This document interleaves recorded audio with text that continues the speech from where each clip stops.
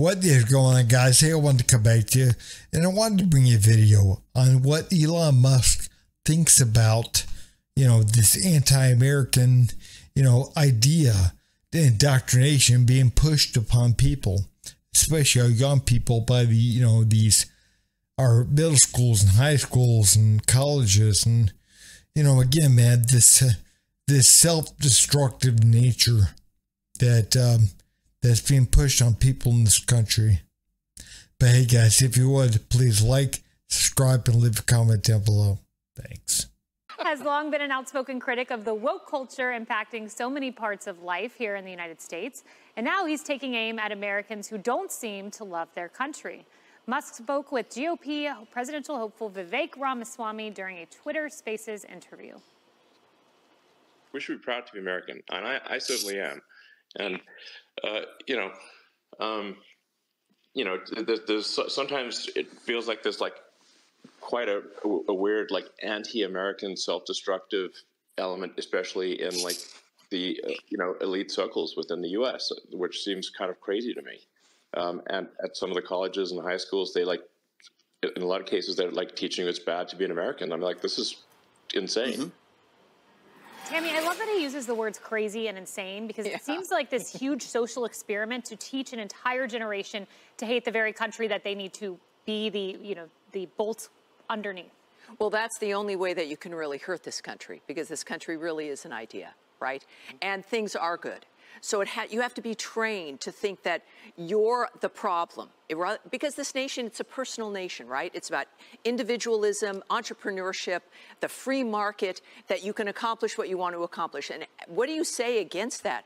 What you eventually have to do is say everyone's racist, America's bad, America does this to the rest of the world. And you've got, it's not just the colleges now, it's high schools, it's the school boards for, the K through 12 in general, that really move this through, that something's wrong with America. You should be ashamed of yourself. Everyone's a racist. You should be ashamed of your neighbor, of the country itself. That is the only way to undermine this nation. And yet the training is very, very weak. It really is a house of cards. For those of us who've spoken at colleges, which I have, they start out really angry and, you're wrong and bad. 2 hours, without exception, people's minds are changed. The seniors who've been in there for 4 years getting indoctrinated, 2 hours of a direct conversation collapses that for the most part. And that's why, of course, they want censorship. 2 hours? I'm telling you, censorship, the good idea, good back and forth. It's amazing because the arguments on the left of Marxism are ridiculous. They are weak. And as long as they can be heard, as long as debates can happen, they can be defeated. But they're right, especially with young people. That's where it's happening. Kaylee, we can quantify. Colleges. You know what, guys, man? It's become fashionable over the last so many years that you ought to feel bad. You ought to feel bad for, again, being white or being a male because you have, male privilege or white privilege or whatever. And again, man, that's not even real. It's not even real. But again, man, you shouldn't feel bad for being the color, that you are, or being the sex that you are. Don't worry about the patriarchy or whatever, man. And again, man, if somebody tells you that you ought to feel bad because you're white or you're male or whatever, run the other direction. Run the other direction. Because again, man, the thing is, we have got to realize that, people, again, that say that they feel bad, they're virtue signaling. Again, they're trying to show the world, look how good I am. I may be white, I may be a man, but at least, I'm one of the good ones. Again, I know I have privilege, but I'm anti-racist. Run. Run the other direction. Number one, this country has full equality under the law. And that's all you can ever have. And, again, when we hate each other, when we hate ourselves, we hate each other, we hate the country. And again, we end up enacting laws and policies and everything that don't go well for this country. They don't work well. Like DEI training Again, that kind of stuff does not work well. Equity. Again, we don't need equity. We need equality, which is what we have under the law, which is all you can ever have. Because if you have equity, you don't have equality. Again, you can't have one with the other. You can't. Because again, if you're artificially propping up one group and holding another group back to try to make outcomes equal, that in itself is unequal. You can't do that. So again, we have got to understand, if you hate yourself and you hate your country, and again, you're going to hate your country if you hate yourself. If you look in the mirror like, oh my God, I'm a white man. I hate myself because I'm white and I'm male. I have all this privilege and I've caused so much, harm to all these other people. If that's the way you feel, then again, you're going to vote for things. You're going to look for things that don't help people. They don't help this country. Again, you're going, everything is all watered down and fake and whiny. And again, the men that built this country, they had a different outlook. They didn't have this whiny little, poor baby type outlook. And again, this country ran well. I'm not saying everything was perfect. No, of course not, man. And again, there was slavery, there was Jim Crow. And I'm not saying things were right, but we do have to remember there was slavery around the damn world at one time. Around the damn world. We're no different than the rest of the world. And every race has been enslaved. And again, there were more white slaves in northern Africa than there ever were black slaves here. So again, we have got to remember that kind of stuff. We have to learn from history, learn from the past, not blame each other for things in the past because of their skin color or because of their sex or whatever. Again, we all have to learn from the past, let it go, and move on. That's all we can ever do, because, again, all we can ever do is have full equality under the law. That's it. That's all we can do. But, again, if we're stuck trying to fix the past by implementing things in the present, we're gonna fall apart. We can't do that. You can't change the past by implementing policies and laws in the future that divide this country and hurt this country. You can't do it. Gallup put out a survey recently, and just 18% of those 18 to 34 said that they're extremely proud to be an American. And compare that to just 2013, so 10 years ago, was 85%. I mean, that's a huge drop. Right, and this is my generation, and it's distressing, but I mean, a lot of it has to do, I think, with pessimism with the country overall, where it's harder to save money, it's harder to invest, it's harder for us to buy a house than it was for our parents.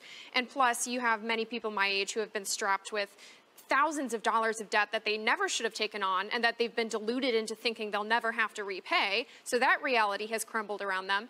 But I think you're right. It goes to the deeper picture here is my generation, we were the guinea pigs for the left. We were the ones who were taught that critical race theory was fact. We were the one who were taught to believe that we could deny basic facts about human biology and get away with it. We were taught to believe that the values that America stands for should be rejected and destroyed. And now you have all of these young adults my age who are graduating, who are entering institutions, and they're taking those ideas with them. Yeah, and it started very subtly. I remember when I was in college and going on to law school, people were questioning the idea of American exceptionalism, but that was about as far as they went. But how far we've slid over a decade period. This new generation, they believe that everything is the fault of somebody else. Like it's not their own fault. If you haven't accomplished what you want to accomplish in your life, it's the fault of somebody else. It's like, no, it's not. Man, it's your fault. I mean, again, you can't blame everyone else for your problems.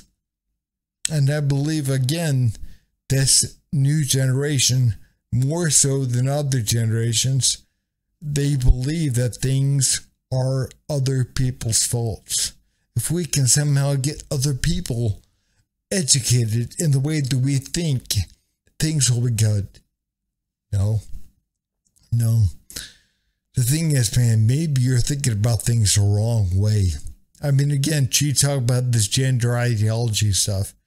Yeah, that's right. Again, you can't change who you are. Now, you can change yourself to look like something else. But that doesn't change who you are. And again, man, if you get something cut off, if you're unhappy and you get something cut off or added on or whatever, man, again, that doesn't change who you are. That is just something on the outside. That's not who you are on the inside. You're trying to change something, again, to make yourself feel better by changing something external. That's what you're doing. It's something superficial. Again, you might as well get yourself a new car or a new dog or something, because again, that's what you're doing. That is what you're doing. And right now we're mainstreaming that. We're saying, oh no, it's, again, that's the way it should be. Again, if they're unhappy, they were born in the wrong body. Again, that's not real. That is not real. And people have got to understand that. People have got to start being real again. And again, that's what I believe is wrong with this new generation, is that they're not real. They're not based in reality. They believe everything is a fault of everyone else. Without looking in their mirror, without looking at themselves as the reason why something may be wrong.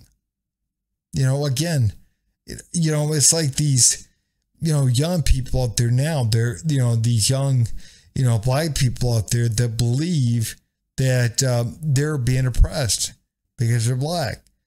And they're driving around their parents' BMW. They have a $2,000 computer, $1,000 cell phone, and they're going to college, but yet they're oppressed.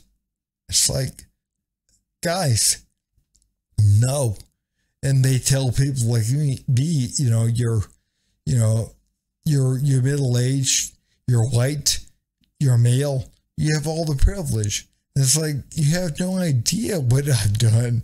You have no idea the jobs that I've done. None. And again, you wouldn't do it. You wouldn't do it because you might chip a nail. Again, you might get your, $300 sneakers messed up. You're not going to do it. So again, we have got to understand, that's one thing that I would definitely add to it, is this generation, they believe that everything is the fault of everyone else and not their own.